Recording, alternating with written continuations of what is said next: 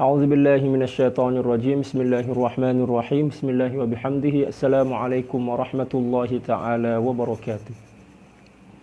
Alhamdulillah ghafiriz dzambi wa qabilit taubi syadidil iqabi dzit tauli la ilaha illa huwa ilaihil masir.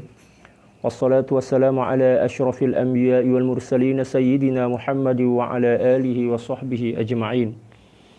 Allahumma ighfir li ummati sayyidina Muhammadin sallallahu alaihi wasallam wa aslih ummata sayyidina Muhammadin sallallahu alaihi wasallam wa farrij an ummati sayyidina Muhammadin sallallahu alaihi wasallam warham ummata sayyidina Muhammadin sallallahu alaihi wasallam wa alif baina qulubi ummati sayyidina Muhammadin sallallahu alaihi wasallam lima tuhibbu wa tardah waftah lana futuhal arifin bik bihaqqi sayyidina Muhammadin sallallahu alaihi wasallam. Subhanaka la ilma lana illa ma 'allamtana innaka antal alimul hakim wa la hawla wa la quwwata illa billahil aliyyil azim. Wa sallallahu ala sayyidina Muhammad wa ala alihi wa sahbihi wa sallam walhamdulillahi rabbil alamin. Alhamdulillah, marilah kita kembali bersyukur kepada Allah Subhanahu wa taala atas seluruh anugerah dan karunia yang telah diberikan kepada kita. Semoga dengan rasa syukur kita ini Allah Subhanahu wa taala senantiasa menjaga dan menambah anugerah dan nikmatnya kepada kita, dan kita semakin mampu untuk dekat dan semakin mampu untuk melaksanakan ibadah dengan baik sesuai dengan apa yang dikehendaki oleh Allah Subhanahu wa taala. Allahumma amin. Dan tak lupa kita kirimkan salawat dan salam kepada baginda Rasulullah sallallahu alaihi wasallam, demikian juga para ahli bait beliau, para sahabat serta orang-orang yang senantiasa mengikuti jejak langkah beliau. Fa salawatullahi wa salamuhu alayka sayyidi ya Rasulullah. Para sahabat sekalian, insyaallah kita akan kembali melanjutkan kajian tafsir kita dari kitab At-Tafsiril Munir karangan Profesor Dr. Wahba Zuhaili radhiyallahu taala anhu wa nafa'ana Allahu bi'ulumihi wa ulumi syuyukhihi wa syuyukhina wa jami'i awliya'illahi salihin fid dharain. Allahumma amin. Dan pada pertemuan yang ke-6, kalau enggak salah ke-6 ya. Ke-6 ini insyaallah kita akan membahas suratul Baqarah yang dimulai dengan ayat yang ke-8 yang menceritakan tentang sifat-sifat orang munafik. Seperti yang telah dijelaskan sebelum ini bahwa peletakan tentang penyebutan sifat-sifat orang munafik ini tidak didampingkan oleh Allah Subhanahu wa taala dengan penyebutan dan penjelasan tentang sifat-sifat orang beriman, akan tetapi disandingkan dengan penjabaran serta penjelasan tentang sifat-sifat orang kafir, bertujuan agar kita dengan mudah dan gampang untuk membandingkan dan membedakan antara sifat-sifat orang yang beriman dan bertakwa dengan sifat orang-orang yang kafir. Oleh karena itu, selanjutnya Allah Subhanahu wa taala menjelaskan tentang karakteristik atau sifat-sifat orang munafik. Nifaq atau munafik, ya, sifat munafik ini terbagi menjadi dua jenis.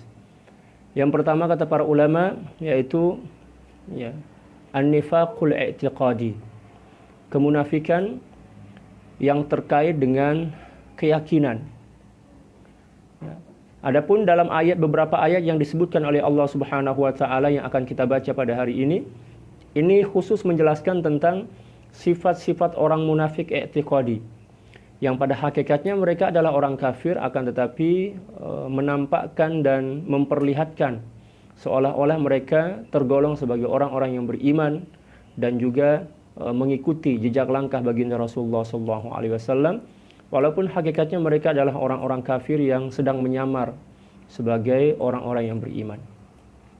Jenis kemunafikan yang kedua adalah an-nifaqul amali. Ya, kemunafikan terkait dengan amal, bukan dengan akidah, akan tetapi berkaitan dengan amal. Yaitu orang-orang yang beriman kepada Allah Subhanahu wa taala, akan tetapi tindak tanduk, demikian juga sifat-sifat yang ada pada diri mereka sangat jauh dari nilai-nilai keislaman. Di antaranya pembohong, demikian juga mengingkari janji, dan juga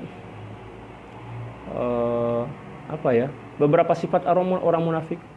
Apabila dia berbicara berbohong, demikian juga berjanji mengkhianati, dan apabila diberikan amanah, dia tidak menunaikan amanah itu. Itulah diantara sifat-sifat orang munafik yang berkaitan dengan kemunafikan amal, bukan kemunafikan yang ada pada akidah atau keyakinan. Dan orang-orang yang beriman akan tetapi mempunyai sifat-sifat yang tidak sesuai dengan apa yang seharusnya dimiliki oleh seorang beriman, maka dia dianggap sebagai seorang beriman yang bermaksiat, yang durhaka kepada Allah. Akan tetapi tidak digolongkan sebagai orang-orang kafir. Dan di akhirat nanti apabila dia tidak bertobat kepada Allah Subhanahu wa taala dan mati dalam keadaan beriman kepada Allah, maka tetap akan dikeluarkan oleh Allah Subhanahu wa taala dari neraka dan dimasukkan ke dalam surga. Akan tetapi setelah mempertanggungjawabkan kebohongan, kedustaan, demikian juga amal-amal yang terkait dengan sifat-sifat kemunafikan. Na'udzubillah tsumma na'udzubillahi min dzalik. Beberapa ayat ini akan menjelaskan tentang sifat orang-orang munafik dari golongan orang kafir. Jadi orang munafik itu ada dua golongan. Yang pertama adalah orang-orang munafik dari golongan orang kafir. Yang kedua adalah orang-orang munafik dari golongan orang-orang yang beriman. Adapun orang-orang yang munafik dari golongan orang kafir ini akan kekal di dalam neraka. Dan orang-orang munafik dari golongan orang beriman ini akan masuk surga, akan tetapi setelah transit di neraka mempertanggungjawabkan seluruh dosa-dosa yang telah dilakukannya di dunia. Oke, kita langsung membacanya. Bismillahirrahmanirrahim. Kita akan membaca 3 ayat dulu, yaitu ayat 8, 9 dan 10. A'udzu billahi minasyaitonir rajim. Bismillahirrahmanirrahim. وَمِنَ النَّاسِ مَن يَقُولُ آمَنَّا بِاللَّهِ وَبِالْيَوْمِ الْآخِرِ وَمَا هُمْ بِمُؤْمِنِينَ يُخَادِعُونَ اللَّهَ وَالَّذِينَ آمَنُوا وَمَا يَخْدَعُونَ إِلَّا أَنفُسَهُمْ وَمَا يَشْعُرُونَ في قلوبهم مرض فزادهم الله مرضا ولهم عذاب أليم بما كانوا يكذبون. صدق الله العظيم. Kita akan membaca terjemahan bebasnya dulu. Setelah itu kita akan membahas tentang qiraat, perbedaan qiraat para ulama. Setelah itu kita akan membahas tentang kosakata atau mufradat. Dan setelah itu barulah kita akan membahas tentang penafsiran bebas. Bukan penafsiran bebas ya, penafsiran dari kitab At-Tafsirul Munir ini. Setelah itu insyaallah kita akan kembali lagi menerjemahkannya dan kembali menafsirkannya dengan penafsiran bebas. Wa minan nas, di antara manusia. Wa minan nasi may yaqulu amanna billahi wa bil yaumil akhir wa ma hum bimumin. Di antara manusia ada yang mengatakan kami beriman kepada Allah Subhanahu wa taala dan juga beriman kepada hari kemudian atau hari kiamat. Padahal mereka itu sesungguhnya bukan tergolong sebagai orang-orang yang beriman. Mereka mengaku beriman kepada Allah, demikian juga beriman kepada hari kebangkitan, akan tetapi hakikatnya mereka tidak tergolong sebagai orang-orang yang beriman. Yukhadi'una Allah walladzina amanu wa ma yakhda'una illa anfusahum wa ma yash'urun. Mereka hendak menipu Allah. Mereka mencoba untuk menipu Allah Subhanahu wa taala. Demikian juga mereka mencoba untuk menipu orang-orang yang beriman dari golongan para sahabat saat itu. Padahal mereka hanya menipu diri mereka sendiri, akan tetapi mereka tidak menyadari bahwa mereka sedang menipu diri sendiri. Dan di antara kelakuan yang sangat buruk yang dilakukan oleh orang munafik adalah apa yang telah dijelaskan oleh Allah Subhanahu wa taala pada ayat yang ke-10. Allah Subhanahu wa taala berfirman, "Fi qulubihim maradun fazadahumullahu marada." Ya. Walahum adzabun alimun bima kanu yakdzibun. Ayat ini menjelaskan tentang balasan bagi orang-orang munafik yang menampakkan, memperlihatkan keimanan, akan tetapi pada hakikatnya mereka adalah orang-orang kafir. Dalam hati mereka ada penyakit, lalu ditambah oleh Allah Subhanahu wa taala penyakit tersebut dengan penyakit yang lain. Dan bagi mereka siksa yang sangat pedih, yang sangat dahsyat, disebabkan karena kedustaan mereka. Na'udzubillah, thumma na'udzubillahi min dzalik. Selanjutnya kita akan membahas tentang beberapa qiraat yang ada pada 3 ayat ini. Yang pertama kata wa ma yakhda'una. Wa ma yakhda'una ini mempunyai 2 qiraat yang berbeda, bisa dibaca dengan 2 bacaan yang berbeda. Yang pertama adalah menggunakan fi'il mudhari'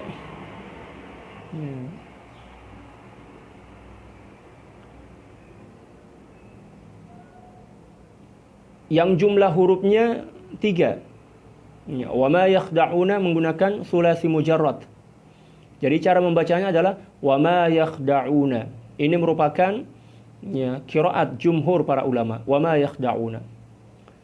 Adapun cara membaca yang kedua adalah wa ma yukhadi'una. Wa ma yukhadi'una. Jadi ada 2 cara membacanya. Pertama, wa ma yakhda'una. Yang kedua, wa ma yukhadi'una.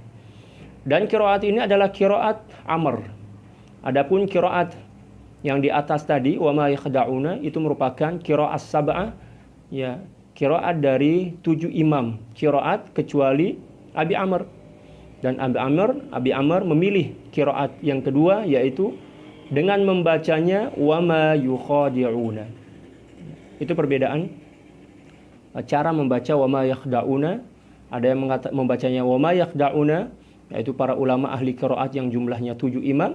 Adapun yang membacanya kecuali Abi Amr, ada juga yang membacanya wa ma yukhadi'una. Dan itu kedua-duanya merupakan qiraat yang bisa kita gunakan, akan tetapi kita diperbolehkan untuk memvariasikan qiraat ini apabila memang kita telah pernah belajar dan bertalaki kepada ulama-ulama ahli qiraat. Adapun kita yang tidak seberapa faham, tidak terlalu tahu dan faham tentang ilmu qiraat, maka kita tidak diperbolehkan menggunakannya. Perbedaan yang kedua yaitu terjadi pada ayat yang ke-10 pada firman Allah Subhanahu wa taala yang berbunyi walahum adzabun alimum bima kanu yakdzibun. Ada yang membacanya yukadzibun, ada yang membacanya yakdzibun. Adapun para ulama yang membaca dengan bacaan yukadzibun, ini merupakan qiraat Imam Nafi', Ibnu Katsir, Abi Amr, demikian juga Ibnu Amir. Ada Imam Nafi', ada Ibnu Katsir, Imam Abi Amr, dan juga Ibnu Amir. Ada 4 ulama yang menggunakan qiraat wa ma bima kanu yukadzibun. Adapun qiraat kita qiraat Hafs, dan demikian juga qiraat yang lain, memilih penyebutan dengan penyebutan yakdzibun. Walahum adzabun alimum bima kanu yakdzibun. Ada juga yang membacanya bima yukadzibun. Ibnu Katsir, Nafi', demikian juga Abi Amr, mohon maaf. Dan yang ketiga adalah Ibnu Amir. Ada 4 ulama yang menggunakan qiraat wa ma yukadzibun. Dan apabila kita mendengar ada orang yang membacanya dengan bacaan yang tidak sama dengan kita, akan tetapi masih menggunakan bacaan yang memang diakui oleh ulama qiraat, maka kita diharamkan untuk menegur dan mempersalahkan. Itulah pentingnya mengapa kita perlu mengenal ilmu qiraat, tentunya setelah kita membaca, tentunya setelah kita menghafal Al-Quran. Seseorang tidak diperbolehkan untuk mempelajari qiraat kecuali pertama dia telah sempurna menguasai satu di antara sekian banyak qiraat. Dan yang kedua, disyaratkan seseorang yang mempelajari qiraat itu adalah seorang yang memang telah menghafal Al-Quran dan mempunyai asas atau basic bahasa Arab yang baik, memahami ilmu nahwu dan shorof, demikian juga dasar-dasar bahasa. Adapun orang yang tidak cukup syarat, maka tidak perlu mempelajari ilmu qiraat. Ada beberapa syarat yang diajukan oleh para ulama bagi siapapun yang ingin mempelajari ilmu qiraat. Ya, baik itu qiraatus sab'ah, qiraatul asyara, demikian juga qiraat-qiraat yang lain. Pertama,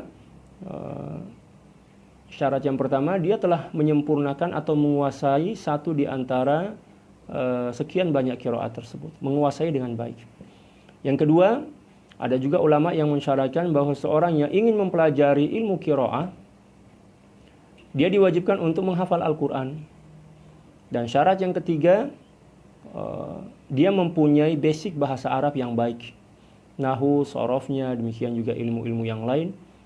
Dan yang keempat, dia mempelajari qiraat ini memang dari orang yang mempunyai keahlian dan kepakaran dalam qiraat.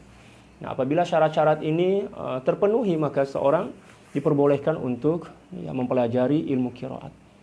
Tetapi kita di Indonesia, demikian juga di Malaysia ini secara umum, banyak orang yang baru belajar mengaji, masih mengeja lah istilah kita. Belum bisa, bahkan satu qiraat pun mereka belum kuasai, akan tetapi mereka sudah berkecimpung dalam majelis-majelis qiraat yang sebenarnya bagi mereka tidak cukup untuk mengikutinya. Karena memang syarat-syarat mempelajari qiraat itu sangat ketat. Oleh karena itu, ya kalau kita ingin atau mempunyai keinginan yang sangat besar untuk belajar qiraat, ya kita tunaikan dulu syarat-syaratnya. Setelah itu baru kita mulai mempelajarinya. Jangan setengah-setengah melakukan sesuatu, jangan setengah-setengah.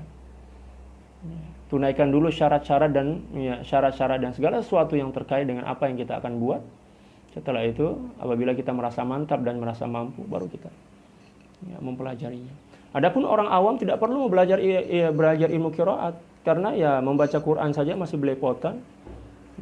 Gimana mau belajar ilmu qiraat? Itu akan membuang-buang waktu mereka. Alangkah lebih baiknya kalau mereka belajar tentang fikih, tentang tata cara sholat dengan baik, demikian juga dasar-dasar fikih lah secara umum, dan juga mempelajari dasar-dasar akidah dan akhlak, yang diistilahkan dengan di Malaysia dengan istilah fardu ain. Fardu ain itu mencakup pelajaran dasar atau asas ilmu fikih, ilmu akidah atau tauhid, demikian juga ilmu akhlak. Dan itu sebenarnya yang perlu kita terapkan di tengah masyarakat awam yang ada di negara kita.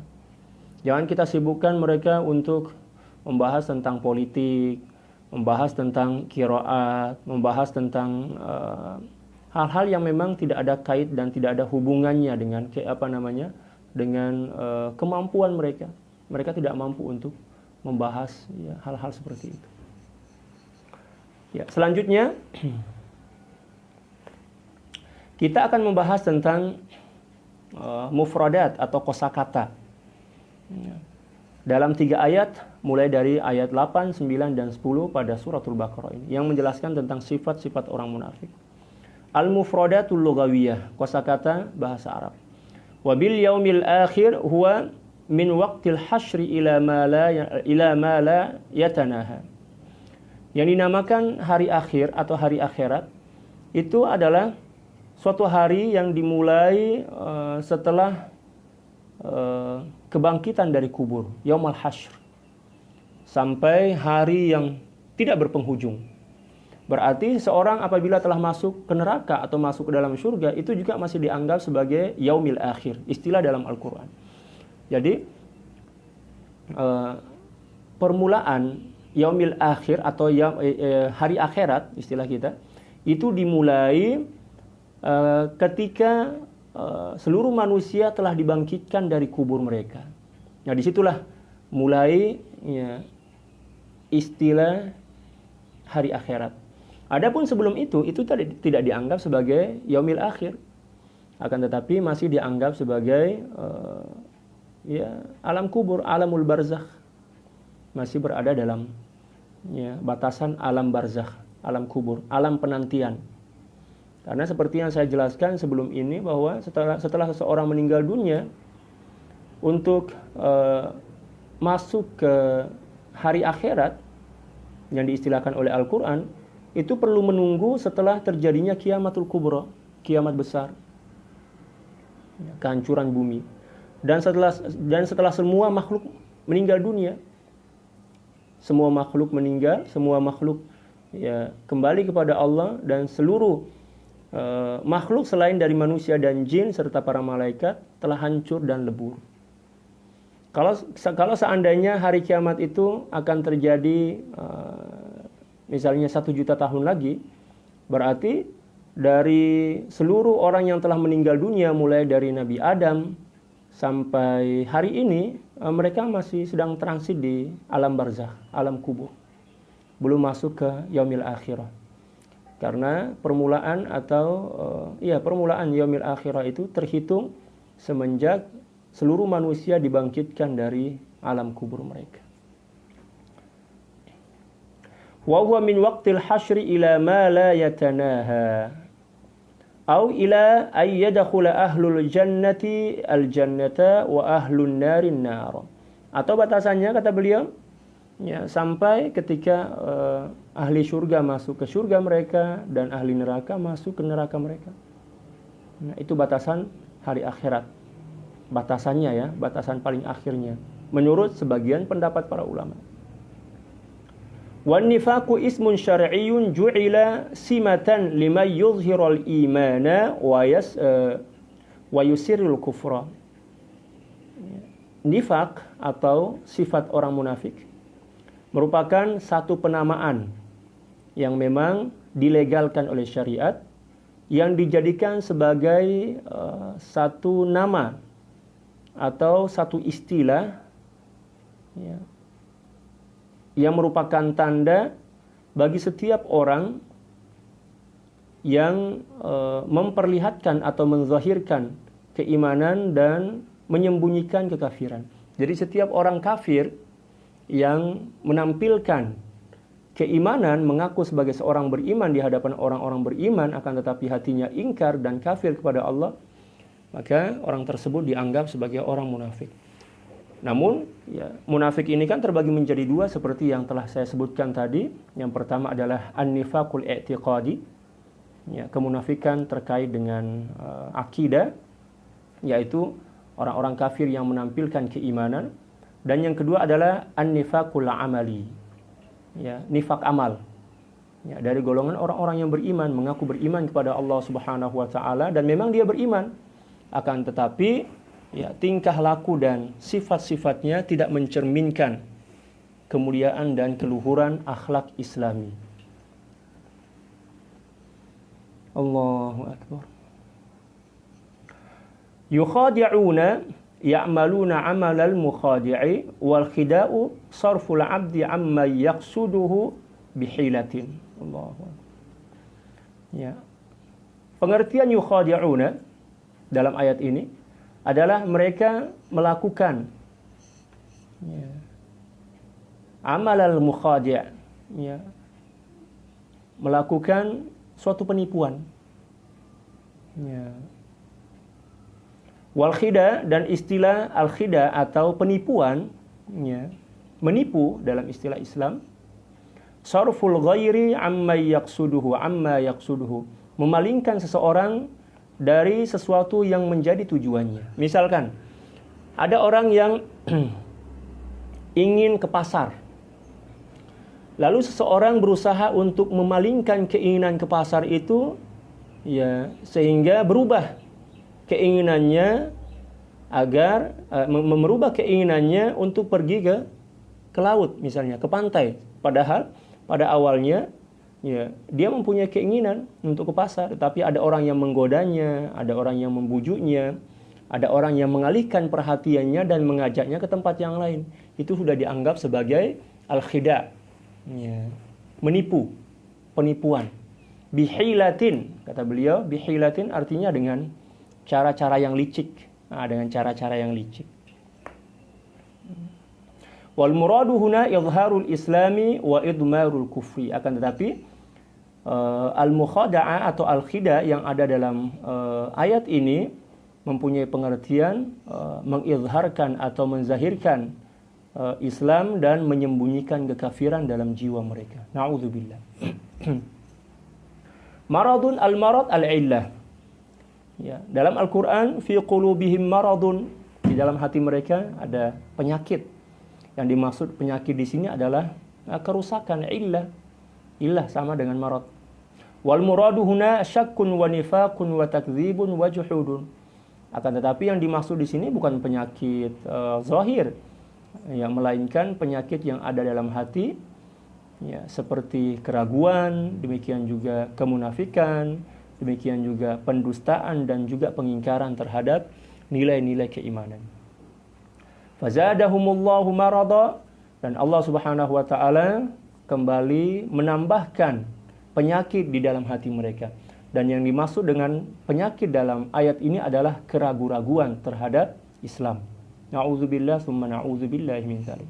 Oke, itulah pembahasan singkat tentang bahasa atau mufradat, kosakata yang ada dalam 3 ayat yang akan kita baca, ya, yang sedang kita baca pada hari ini. At-tafsir wal bayan. Penjabaran dan penjelasan. Haula'i humus saffus tsalitsu minan nas. Mereka ini adalah mereka yang tergolong sebagai golongan ketiga dari pembagian manusia. Manusia itu dalam Al-Qur'an dibagi menjadi 3 golongan.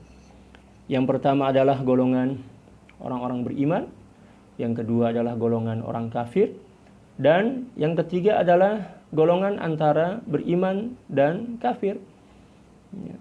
Pada zahir mereka menampilkan keimanan, akan tetapi di dalam hati mereka menyembunyikan dan memendam kekafiran. Ya. Tidak sepenuhnya ke golongan yang pertama dan juga tidak sepenuhnya berada pada golongan yang kedua. Dalam satu ayat Allah Subhanahu wa taala menjelaskan muzabdzabina baina dzalika la ilaha ula wa la ilaha ula. Orang-orang munafik ini adalah orang-orang yang tidak mempunyai keteguhan prinsip, tidak tergolong sebagai orang-orang yang beriman dan juga tidak tergolong sebagai orang-orang kafir. Ya, kenapa demikian? Karena pada zahirnya mereka menampilkan dan menampakkan keimanan, akan tetapi dalam hati mereka penuh dengan kekafiran. Na'udzubillah summa na'udzubillahi min dzalik. Akan tetapi di akhirat nanti mereka tetap dimasukkan ke dalam neraka, karena yang dihitung dan dinilai oleh Allah Subhanahu wa taala adalah isi hati seseorang. Walaupun dia menampilkan keimanan, akan tetapi hati mereka penuh dengan kekufuran, maka di akhirat nanti mereka akan digolongkan sebagai ahli neraka bersama orang-orang kafir. Na'udzubillah summa na'udzubillah. Wa qad wasafa Allahu halal ladzina kafaru fi ayatain wa halal munafiqin fi 13 ayatan. Ya.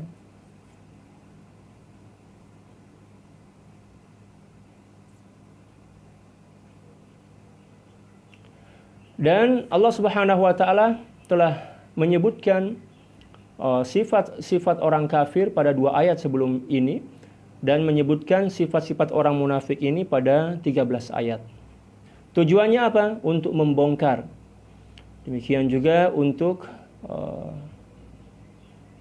memperlihatkan keburukan-keburukan dan kekufuran yang mereka pendam dalam hati. Itulah tujuan Allah Subhanahu wa taala menyinggung mereka dan menjelaskan tentang sifat-sifat yang terpendam dalam jiwa mereka, agar kita tidak tertipu, agar kita faham bahwa mereka ini sebenarnya adalah orang-orang yang sedang menyamar untuk mendapatkan kemaslahatan dan kepentingan mereka dari umat Islam, akan tetapi pada hakikatnya mereka adalah orang-orang kafir yang senantiasa memusuhi dan benci kepada umat Islam.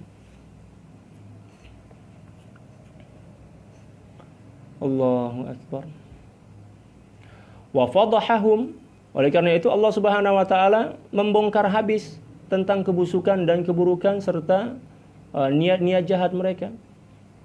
Masya Allah, kita ini sangat bertuah lah dalam bahasa Melayu. Kita sangat beruntung. Ya, Allah Subhanahu wa taala telah memberikan kita iman dan Islam. Setelah itu Allah Subhanahu wa taala juga telah menjelaskan kepada kita tentang sifat-sifat orang-orang yang senantiasa memusuhi kita, sehingga dengan sangat mudah dan gampang kita mengetahui siapa di antara orang yang ada di sekitar kita sebagai teman sejati ataupun orang-orang munafik yang berusaha untuk mencari waktu dan mencari peluang untuk menghancurkan umat Islam dari dalam. Atau dalam istilah bahasa Indonesia, ya, menggunting kain dalam lipatan. Atau istilah yang lain, ya, walaupun istilah ini agak sedikit kurang baik sebenarnya, ya, tapi itulah sudah menjadi istilah, ya, musuh dalam selimut. Itu istilahnya. Seorang yang kelihatannya baik akan tetapi memusuhi kita, ya, dari dalam dengan tujuan untuk menghancurkan umat Islam. Dan itu banyak terjadi di zaman baginda Rasulullah SAW. Misalnya yang membunuh Sayyidina Umar bin Khattab, demikian juga yang membunuh Sayyidina Abu Bakar As-Siddiq, itu adalah orang-orang munafik yang senantiasa bersama para sahabat. Mereka sholat bersama para sahabat, mereka juga menghafal Al-Quran, demikian juga berpuasa bersama para sahabat. Akan tetapi dalam diam, dalam senyap kalau dalam bahasa Melayu, ya, mereka mencari-cari peluang untuk menghancurkan Islam dari dalam dan juga untuk membinasakan kaum muslimin. Dan diantaranya adalah apa yang terjadi pada Sayyidina, ya, Umar bin Khattab radhiyallahu taala.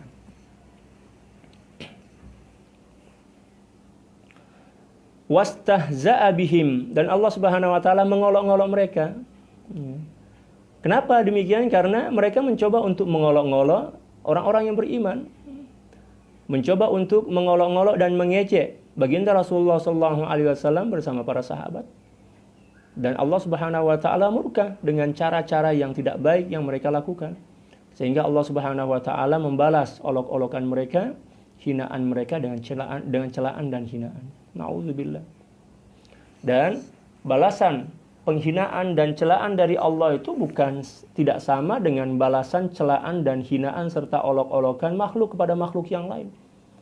Ya, apabila seseorang diolok-olok atau dihina oleh Allah Subhanahu wa taala, maka hinaan itu, ya, terjadi dalam bentuk penyiksaan batin, kesengsaraan, kerisauan, kesedihan, penderitaan dalam jiwa. Na'udzubillah tsumma na'udzubillah. Sehingga walaupun mereka kaya, walaupun mereka sehat, walaupun mereka banyak harta, bergelimang dunia, pangkat dan jabatannya tinggi, akan tetapi hati mereka senantiasa menderita dan sengsara. Sehingga kemewahan yang mereka miliki itu sedikit pun mereka tidak mampu menikmati dan merasakannya. Na'udzubillah tsumma na'udzubillah. Dan mohon maaf kepada para sahabat, saya mencampur-campur bahasa, ya. Allahu Akbar.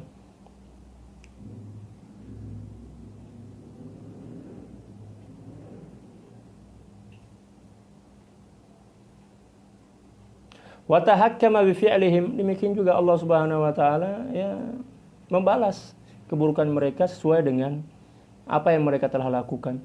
Wa da'ahum, ya, summan bukman umyan, dan Allah Subhanahu wa taala menjadikan mereka sebagai orang yang tuli, buta, demikian juga, ya, bisu. Wa daraba lahumul amsal, kemudian Allah Subhanahu wa taala memberikan permisalan terhadap mereka. Nanti akan disebutkan pada ayat selanjutnya. Fahum ashaddu khataran 'alal islami minal kuffari sarahatan, dan mereka adalah orang yang paling berbahaya, orang yang paling jahat, orang yang paling perlu diwaspadai bagi orang-orang Islam, ya, dibandingkan orang kafir.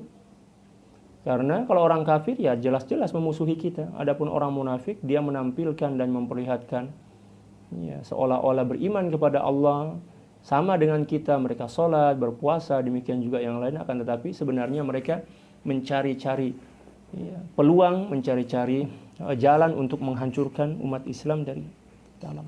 Na'udzubillah tsumma na'udzubillah.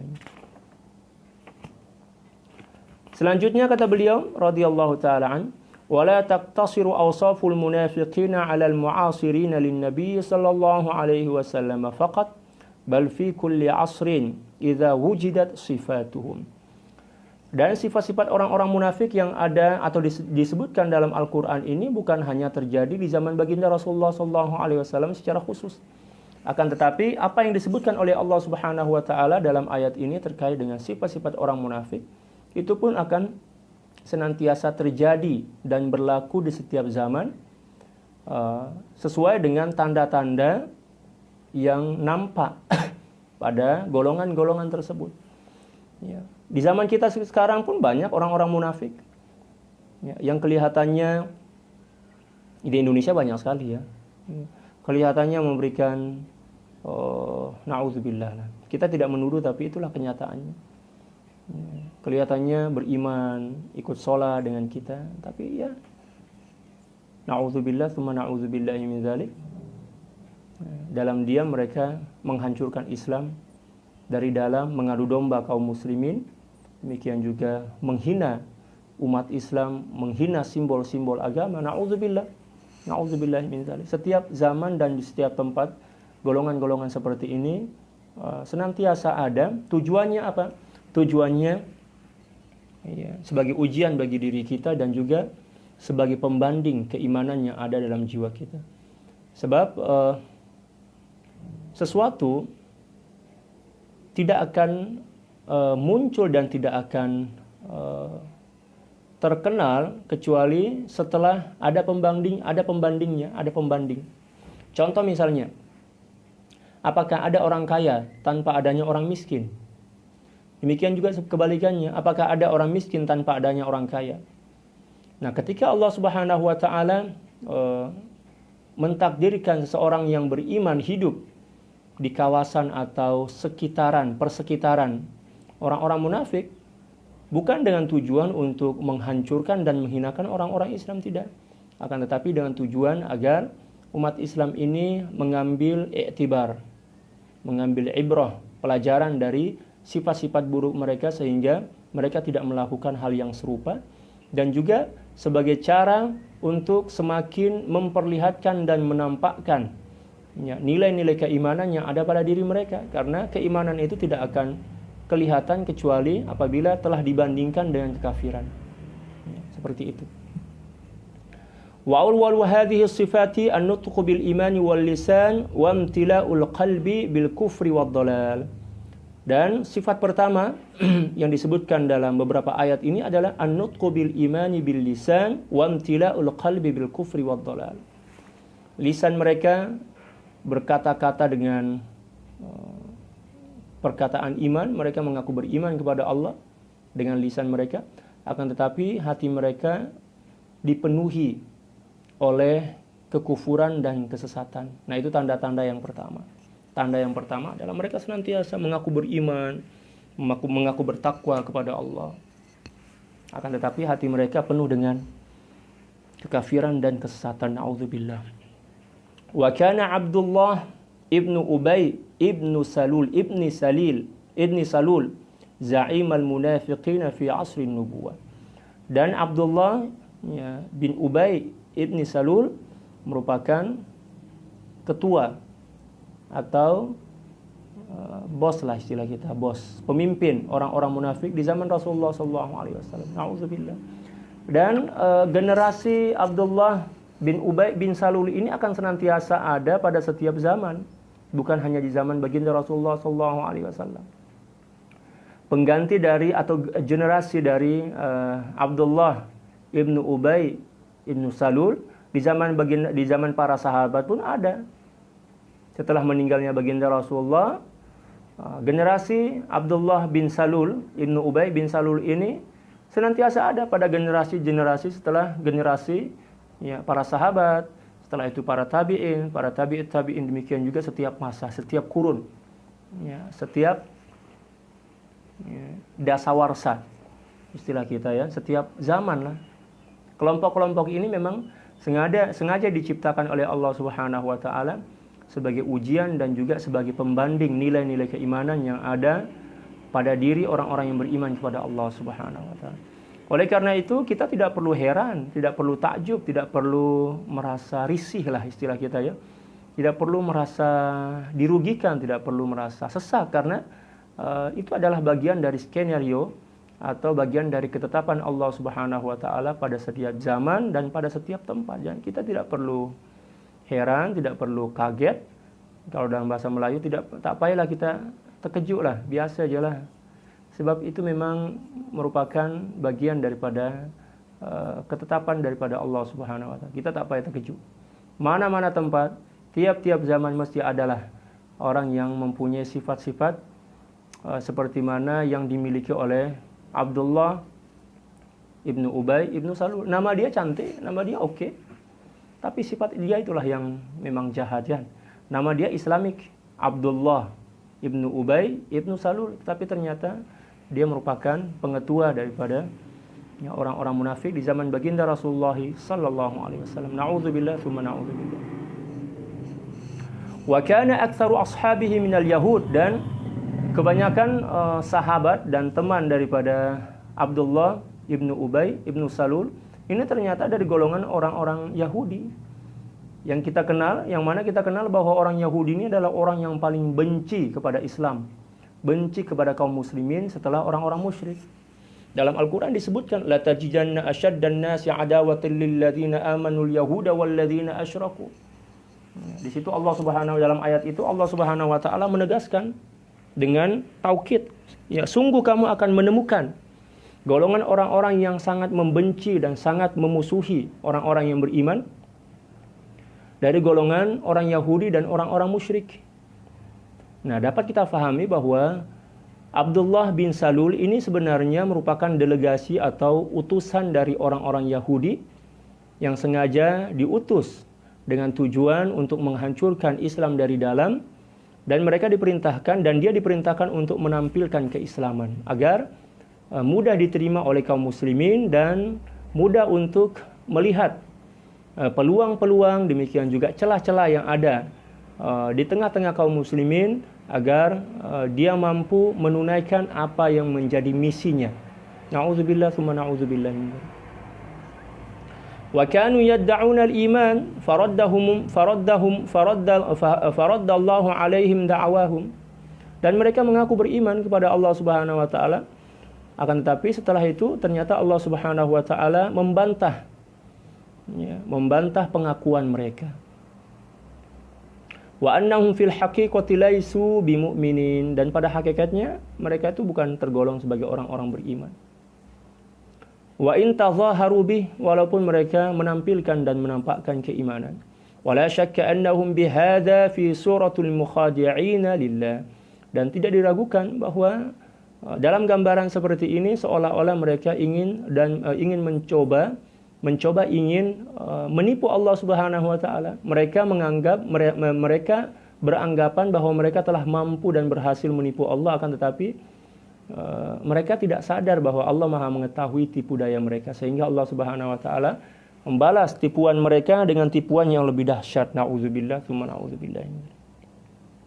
Wallahu ya'lamu anhum dzalik, dan Allah Subhanahu wa taala mengetahui isi hati mereka dengan tipuan yang mereka lakukan. Allah Maha mengetahui.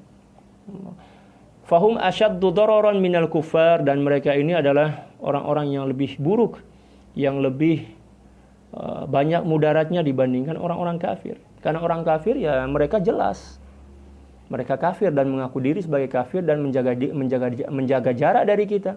Adapun orang-orang munafik ini mengaku sebagai orang-orang beriman, akan tetapi menyembunyikan dan memendam kekafiran, dan mereka tidak menjaga jarak dengan kita.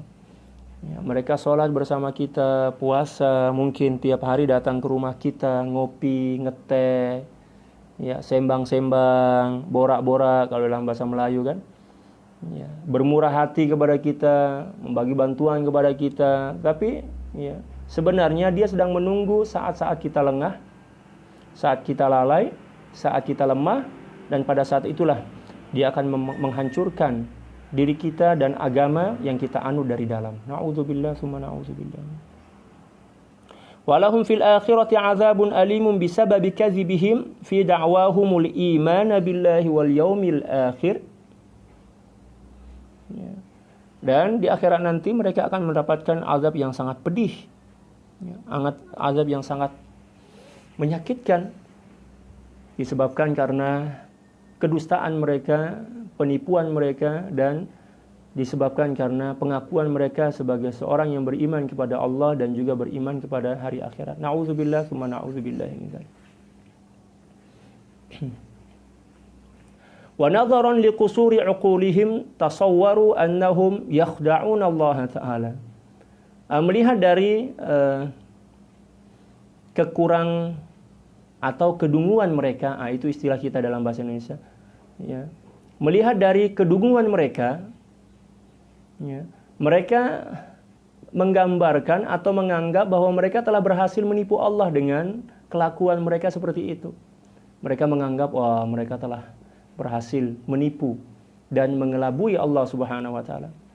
Wa huwa munazzahun an dzalik, walaupun sebenarnya Allah Subhanahu wa taala, ya, suci dari apa yang mereka akui tersebut. Maksudnya mereka mendustai Allah, akan tetapi dalam waktu yang sama Allah mengetahui kedustaan mereka. Fa innahu la yakhfa 'alaihi syai'un, karena sungguhnya bagi Allah Subhanahu wa taala tidak ada satupun yang rahasia sekecil apapun, semuanya Allah ketahui.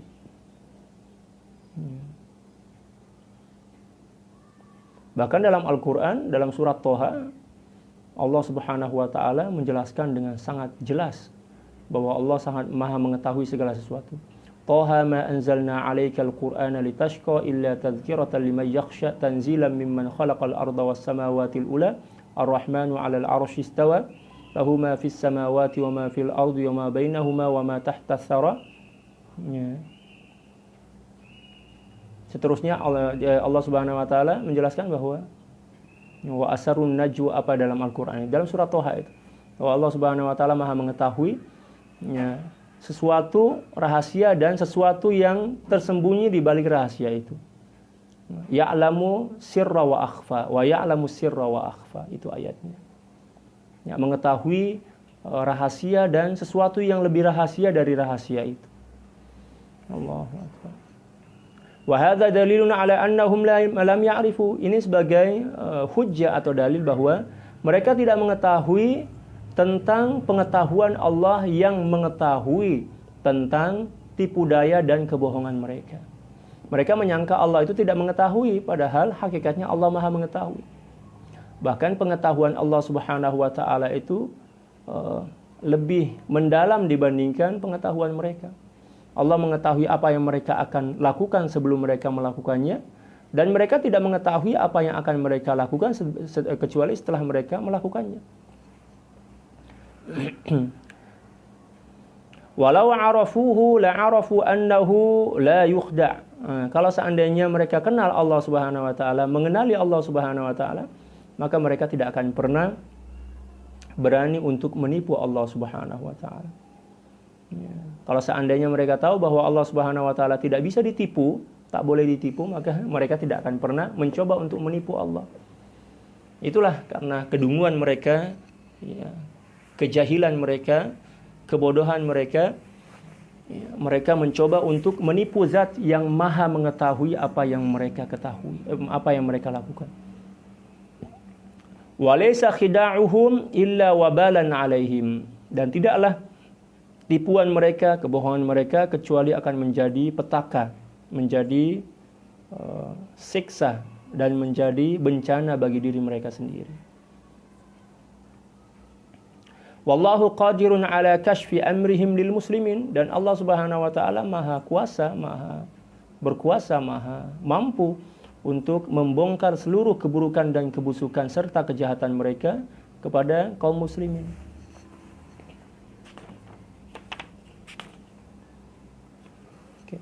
Wa ma'a kulli dzalika ya'murullahu bi ijra'i ahkamil islami 'alaihim. Dengan demikian, walaupun demikian, Allah Subhanahu wa taala tetap memerintahkan baginda Rasulullah sallallahu alaihi wasallam dan para sahabat untuk memberlakukan hukum Islam kepada mereka walaupun mereka kafir. Maksudnya Islam tetap diwajibkan untuk memberikan hak mereka sesuai dengan pengakuan mereka sebagai orang yang beriman, walaupun di dalam hati mereka penuh dengan kekufuran. Maksudnya seperti apa? Apabila mereka meninggal dunia atau matilah kita istilahkan, ya, kita sebagai umat Islam tetap berkewajiban untuk menguburkan mereka di pekuburan kaum muslimin walaupun hati mereka penuh dengan ya, kekafiran, kekufuran. Demikian juga apabila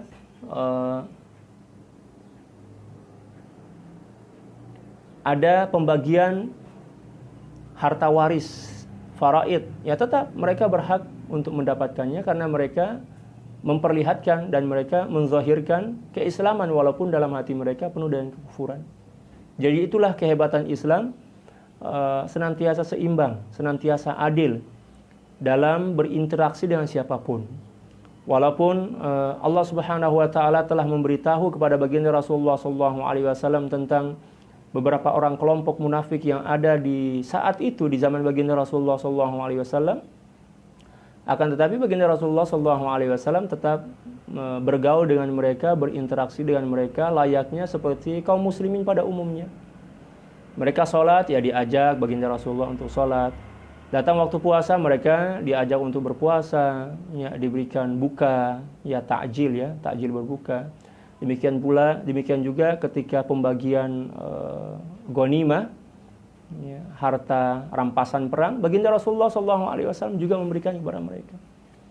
Demikian juga ketika pembagian zakat, baginda Rasulullah SAW tetap memberikan kepada mereka apa yang menjadi hak mereka di dunia ini, walaupun sebenarnya hakikatnya mereka tidak berhak. Akan tetapi memang Allah Subhanahu wa taala telah memerintahkan kepada baginda Rasulullah, demikian juga kepada umat Islam secara umum, untuk tetap menjaga hubungan baik dengan mereka walaupun sebenarnya mereka itu adalah musuh dalam selimut atau orang-orang yang berusaha untuk menggunting kain dalam lipatan. Itulah keluhuran dan kelembutan Islam. Apakah Islam ini kurang toleransi lagi? Wah, luar biasa, Islam ini toleransinya sudah tinggi sekali, sudah lebih di atas rata-rata, dan kita tidak akan pernah mampu melihat toleransi yang ditampilkan oleh Islam dari agama-agama yang lain. Subhanallah. Maha lembut dan maha kasih sayang Allah Subhanahu wa taala kepada seluruh makhluknya. Allahu Akbar.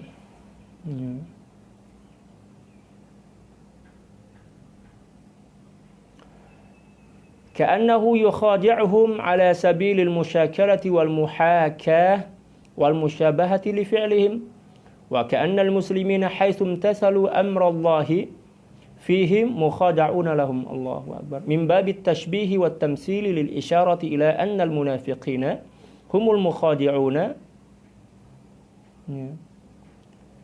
للإشارة إلى أن المنافقين هم المخادعون المخادعون والمخدوعون. Allahu Akbar. Nah, di sini Allah Subhanahu wa taala menjelaskan bahwa ya Allah biarkan mereka untuk menipu kaum muslimin, orang-orang beriman, sehingga mereka menganggap dan merasa bahwa mereka telah berhasil menipu kaum muslimin, walaupun hakikatnya merekalah yang menipu dan mereka jugalah yang tertipu oleh tipuan mereka sendiri. Orang-orang munafik seperti itu, Allahu Akbar, sangat bodohlah, sangat jahil, sangat dungu. Mereka mencoba untuk menipu Allah. Allah Allah biarkan mereka menipu. Setelah itu mereka merasa telah berhasil menipu Allah. Walaupun mereka tidak sadar bahwa ya, mereka yang menipu dan mereka jugalah yang tertipu. Akan tetapi mereka tidak sadar bahwa mereka tertipu oleh tipuan mereka sendiri. Na'udzubillah. Ada orang yang seperti itu. Na'udzubillah min zalik.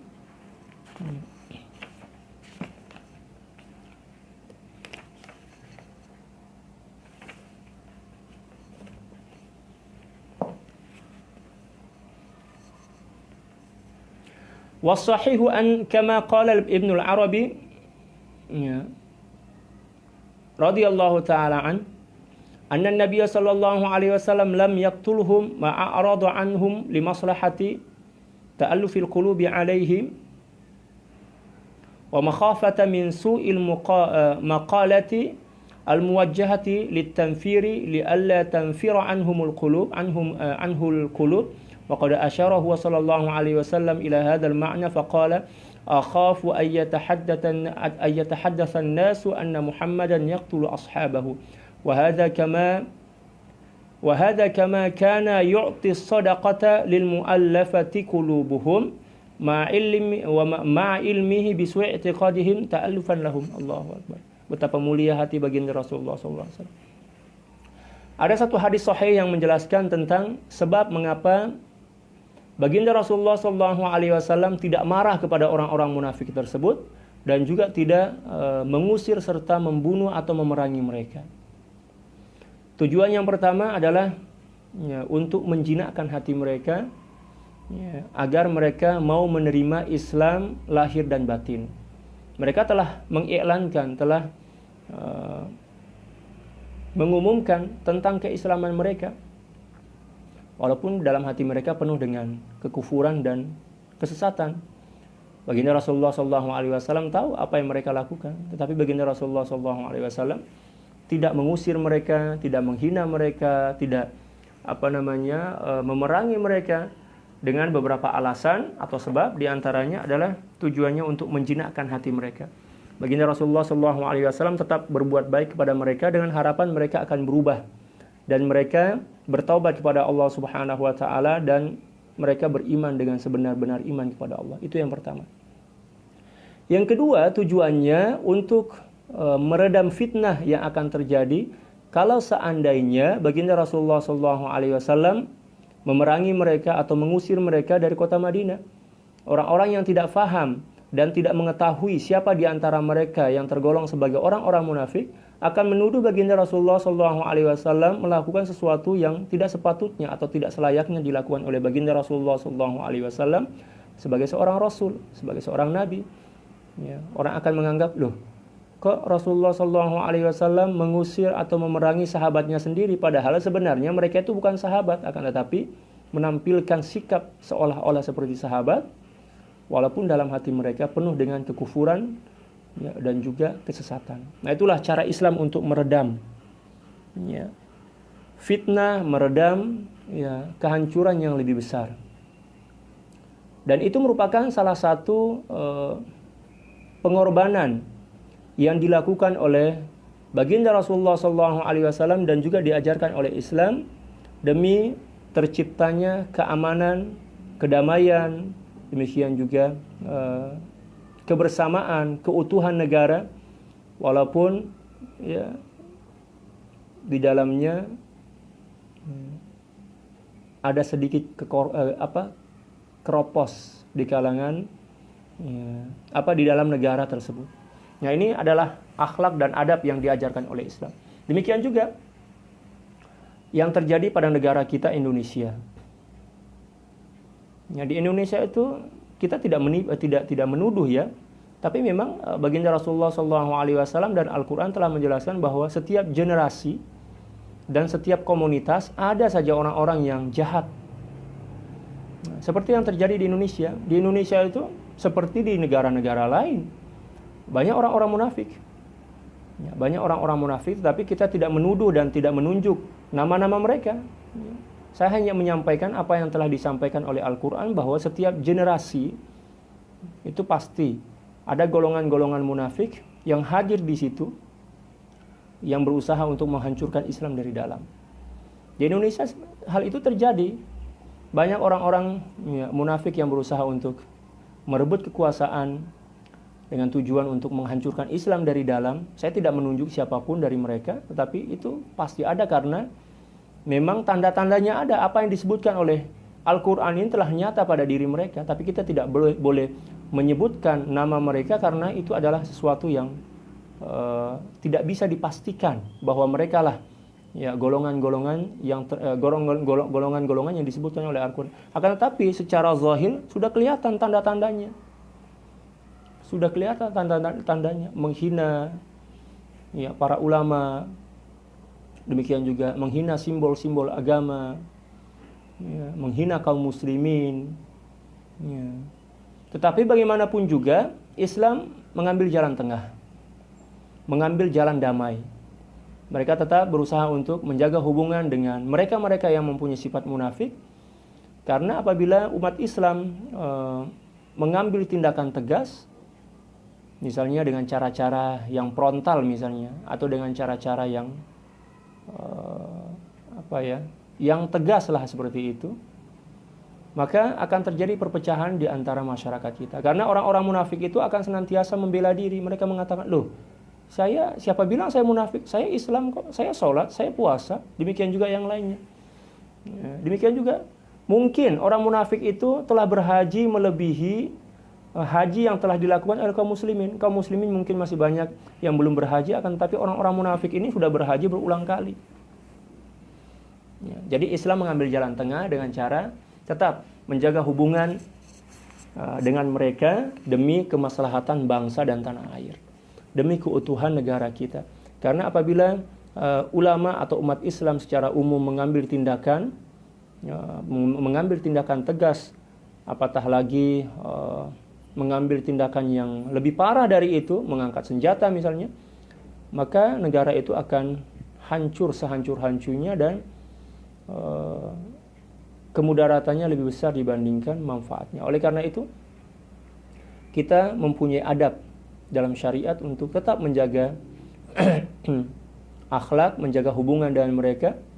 Ya, selama mereka atau selagi mereka, kalau dalam bahasa Melayu, selagi mereka tetap menampilkan nilai-nilai keislaman walaupun dalam hati mereka penuh dengan kemunafikan dan kekufuran serta kesesatan, itu urusan dia dengan Allah Subhanahu wa taala. Dalam berinteraksi sosial, kita diajarkan oleh agama untuk senantiasa menilai dan senantiasa membalas perlakuan orang lain sesuai dengan perlakuan mereka kepada kita.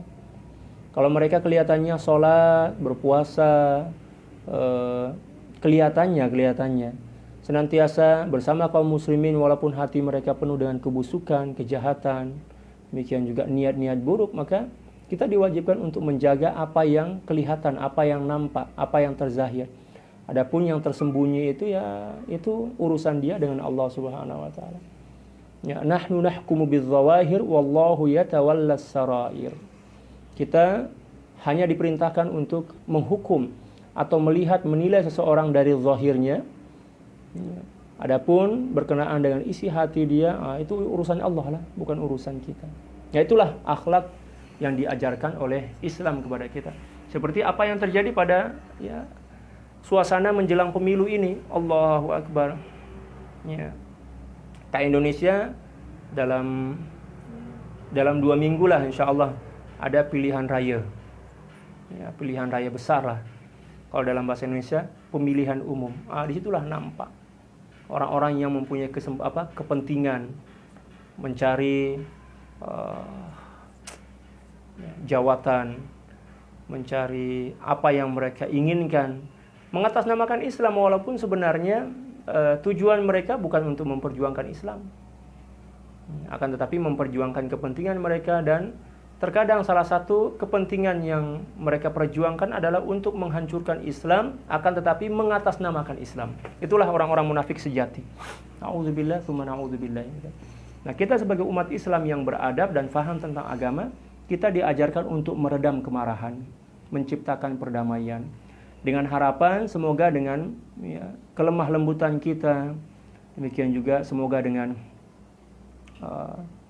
senantiasa menjaga interaksi baik dan mereka, hati mereka terbuka, mendapatkan hidayah dan kembali ke jalan yang benar. Dan harapan kita semoga dengan sikap dan akhlak kita seperti itu, Allah Subhanahu wa taala akan merubah suasana menjadi lebih baik. Karena hati itu berada dalam genggaman Allah Subhanahu wa taala. Ya, mungkin dengan kepasrahan kita kepada Allah, dengan cara baik kita berinteraksi dengan mereka sesuai dengan apa yang diinginkan Allah Subhanahu wa taala, dengan sebab itulah Allah Subhanahu wa taala akan membuka hati mereka dan memahamkan mereka bahwa apa yang selama ini mereka lakukan adalah suatu kesalahan yang sangat fatal, sehingga mereka bertaubat dan kembali kepada jalan yang benar.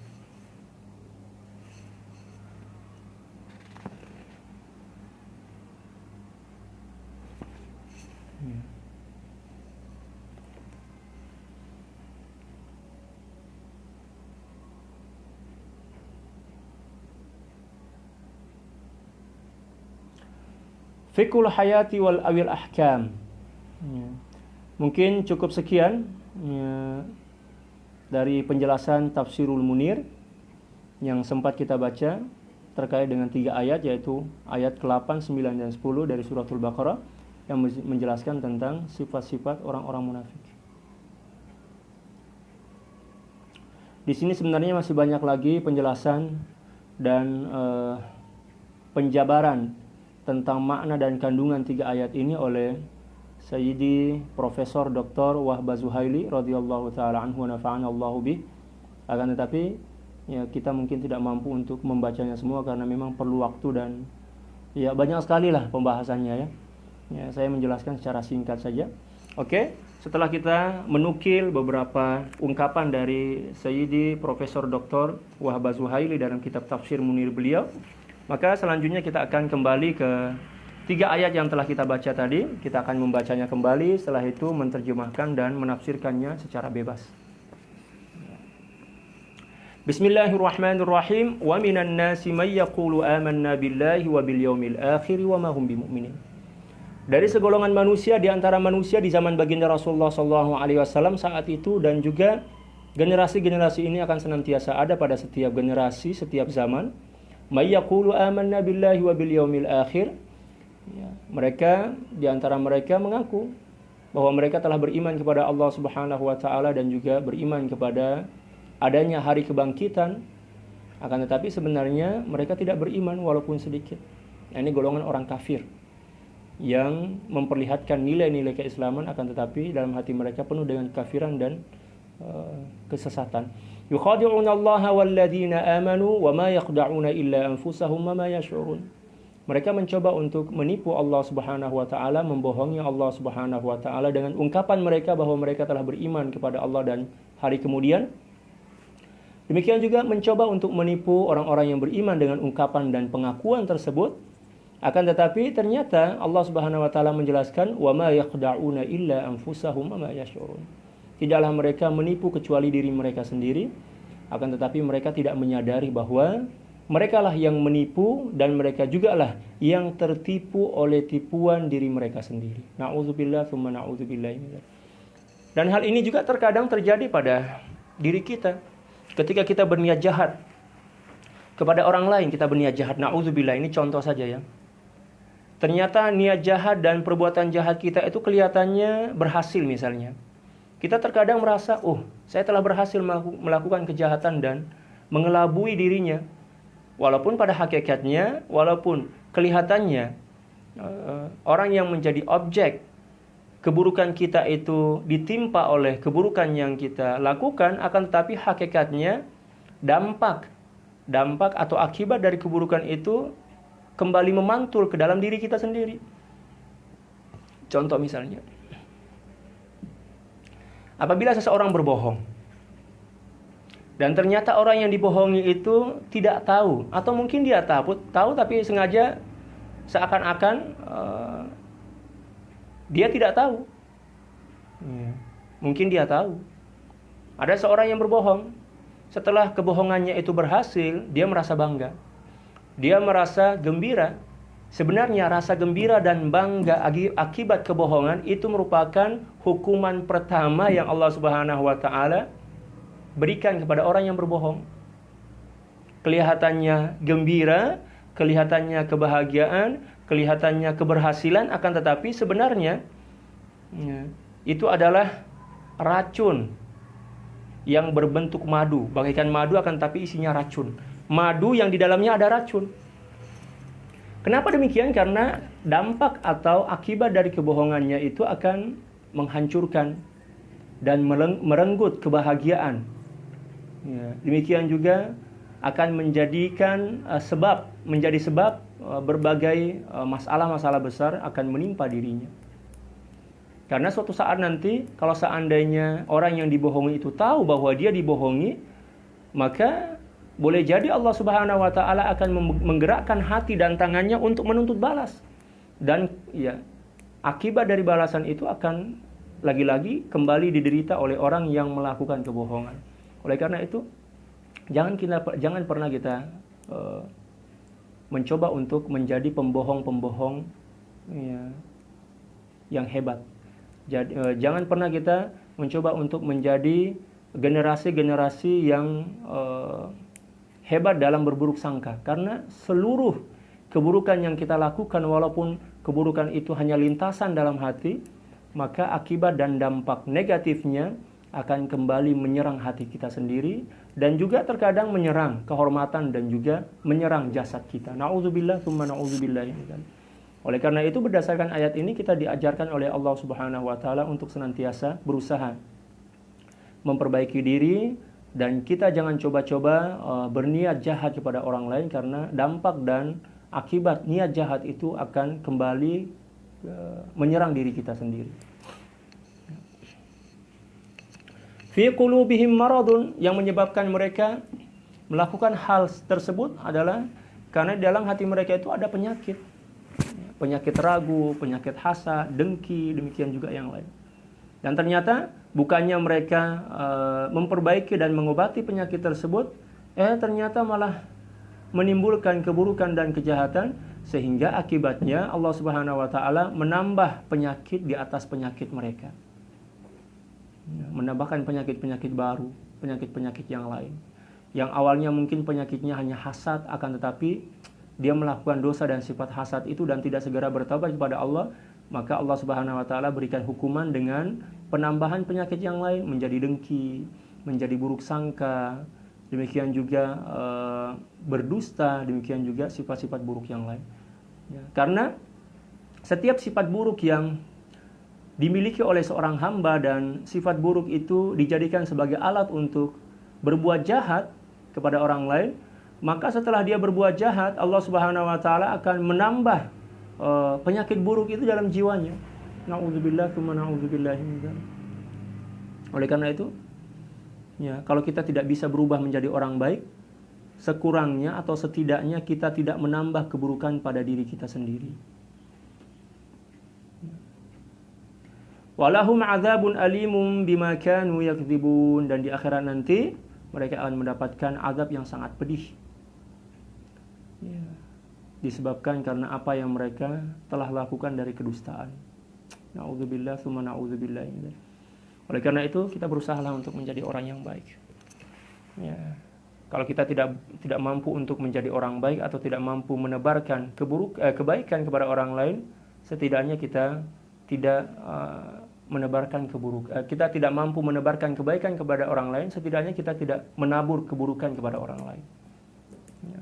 Mungkin cukup sekian yang bisa saya sampaikan pada pertemuan kali ini, dan kita memohon kepada Allah semoga Allah Subhanahu wa taala menjauhkan kita dari sifat-sifat kemunafikan yang disebutkan dalam ayat ini, dan semoga Allah Subhanahu wa taala senantiasa mengekalkan hidayah dan taufik, iman dan Islam dalam jiwa kita, dan semoga kita mati dalam keadaan husnul khatimah, masuk surga bighairi hisab, mendapatkan syafaat baginda Rasulullah sallallahu alaihi wasallam, dan juga masuk surga tanpa melalui proses hisab bersama kedua orang tua kita, sahabat-sahabat kita, istri dan anak kita, tetangga kita, demikian juga secara keseluruhan kaum muslimin dan muslimat.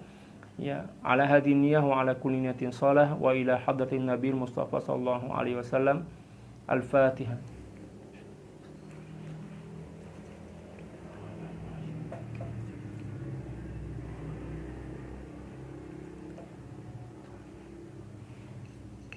Sekian, Allahul muwaffiq wal hadi ila sabilir rasyad wal afu minkum, tsumma assalamu alaikum warahmatullahi taala wabarakatuh.